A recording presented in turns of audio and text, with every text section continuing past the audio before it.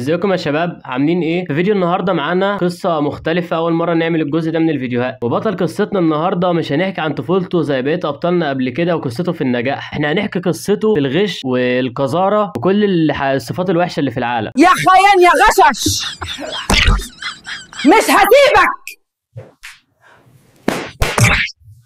هنتكلم النهارده عن ملاكم حرفيا من اكتر الملاكمين الاذكياء والشياطين في نفس الوقت. عمل خدعه يا صديقي محدش قدر يعملها قبله ومحدش فكر اصلا ان هو يعملها، مع ان الخدعه يا صديقي واضحه وبسيطه، والخدعه دي ادت الى عواقب وخيمه بعدين. قبل ما نبدا ما تنساش تعمل لايك للفيديو وتشترك في القناه، ويلا بينا.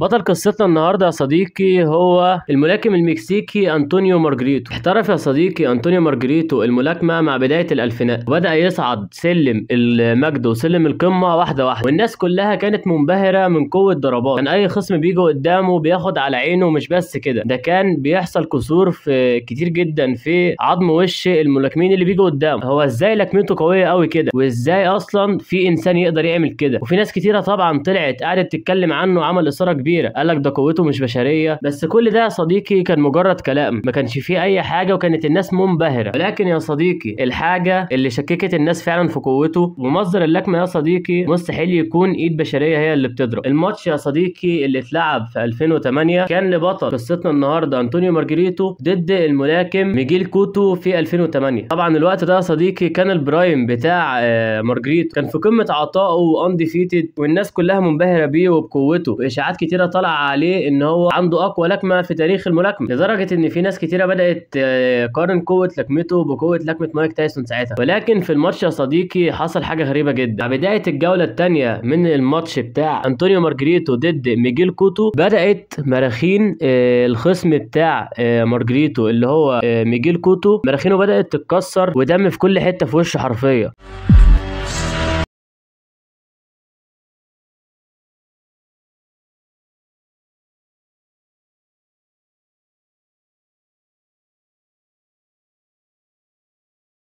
الموضوع اتحول من مباراة ملاكمة ممتعة جدا للجماهير لصدمة كبيرة وخوف وذعر في المدرجات اللي قاعدة بتتفرج على الماتش. الناس بدأت تتساءل هو ازاي في انسان يقدر يعمل كده في وش انسان وهو لابس الجلافزات. وكان كل ما الوقت يمشي اكتر في الوقت الدم يزيد اكتر في وش ميجيل كوتو، وينتهي الماتش بفوز أنطونيو مارجريتو. بس للأسف الماتش ده هيكون سبب وقوعه. بعد الماتش يا صديقي طلعت اشاعات كتيرة جدا ان كوتو بيغش، بس طبعا مفيش دليل. الراجل بيخش يتكشف عليه من الحكام زي اي ملاكم تاني، ويمسكوا الجلافزات يشوفوا حاطط فيها حاجه ولا لا. طبعا مفيش اجابه، مفيش دليل، الراجل سليم 100%، او ده اللي احنا كنا فاكرينه يا صديقي. ولكن زي ما اتعودنا يا صديقي الكذب ملوش رجلين، ومهما طولت في الكذبه بتاعتك هيجي يوم وتتقفش يا صديقي. مارجريتو يا صديقي كان عنده ماتش ضد شين موسلي في 2009، ولكن في واحد الفريق بتاع الخصم بتاع مارجريتو اللي هو شين موسلي كان لماح شويه يا صديقي، حسوا ان الجلافزات يعني كبيره عن حجمها قوي او مليانه بحاجه، وان في حاجه تانية مع ايد مارجريتو جوه الجلافز، ودي الحقيقه يا صديقي. الله اكبر عليك، ايه الحلاوه دي، ايه الحلاوه دي.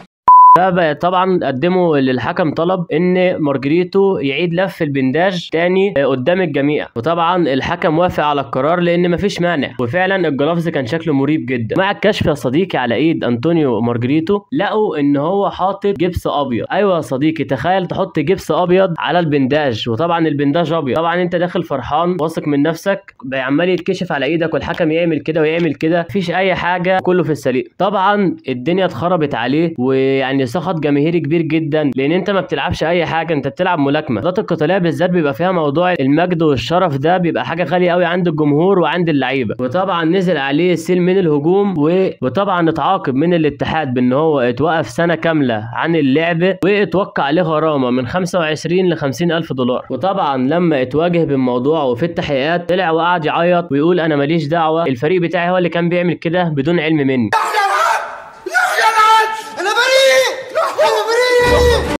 على اساس ان احنا هنصدقك يعني. واللي ما يعرفش يا صديقي ايه البنداج ده، هو البتاع اللي محطوط هنا ده اللي بيتربط حوالين الايد لحمايه المعصم وحمايه مفاصل الايد والصوابع. ولو انت فاكر يا صديقي ان الفيديو وقف لحد هنا، وان القدر اكتفى بالعقوبات اللي نزلت على أنطونيو مارجريتو من الاتحاد، لا يا صديقي انت مش هتعمل حاجه بالوحاشه دي او بالقذاره دي وتنجو بفعلتك بكل سهوله. فاكر يا صديقي الاسم اللي احنا قلناه من شويه، ميجيل كوتو يا صديقي، اللي مراخينه اتكسرت ووشه كله كان دم في 2008، رجع تاني يعني بعد انتهاء فتره العقوبه لانطونيو مارجريتو طلب الريماتش، وطبعا انطونيو مارجريتو ما كانش عنده اي مجال تماما ان هو يرفض الريماتش، لان ده كان هيوقف مسيرته كملاكم والجماهير كلها مش هتحترمه تاني. وقبل الماتش طلع ميجيل كوتو بتصريح قال ان مفيش انسان على وجه الارض يقدر يأذيه بالشكل اللي حصل في الماتش الاول بينهم ده بشكل طبيعي او بشكل مقنن. وطلع برضه فلويد مايويزر واتكلم في الموضوع وقال ان مارجريتو كان بيحاول حياة الناس للخطر، ان دي مش ملاكمة. هايل يا فلويد بصراحة. خش على الماتش يا صديقي او الريماتش. ميجيل كوتو كان داخل الحلبة بكل ثقة وبكل فخر يا صديقي، وعلى الجهة التانية داخل انطونيو مارجريتو وهو شايل العار حرفيا، الجماهير كلها عمالة تزعق فيه او تصوت عليه. وهم بيلعبوا الماتش عين انطونيو مارجريتو اتجرحت، وبعدها بفترة الدكتور وقف الماتش